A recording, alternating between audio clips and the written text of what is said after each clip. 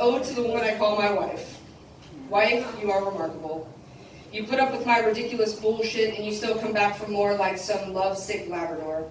Your lips taste like the rainbow. Fuck Skittles, kissing you is like opening a twin pack of Starburst and both of them being red or pink or one red and one pink. And while that's my favorite combination, you've always been more fond of yellow, which might explain why you're fond of me.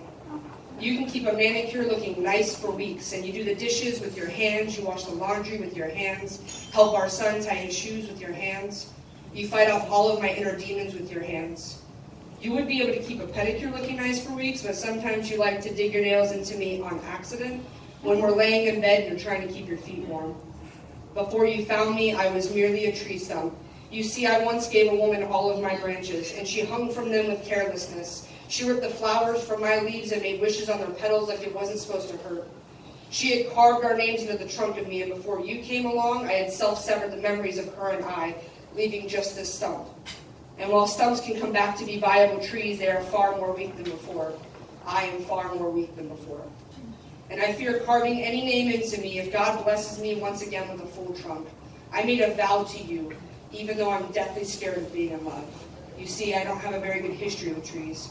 I fell out of one once and it broke my entire soul, shattered me into pieces, and I've never been the same since. My family tree is unsteady, barely planted in the soil, and the fruit it prospers is bitter and bruised, each of them afraid of falling not too far from the ones prior. So this instinctive fear of trusting anyone out on these limbs again makes me tremble in my roots. But you have tender hands like my mother used to.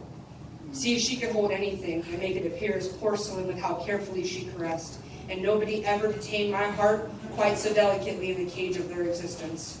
And as forceful as you barged into my world, your hands were as gentle as petals on lilies.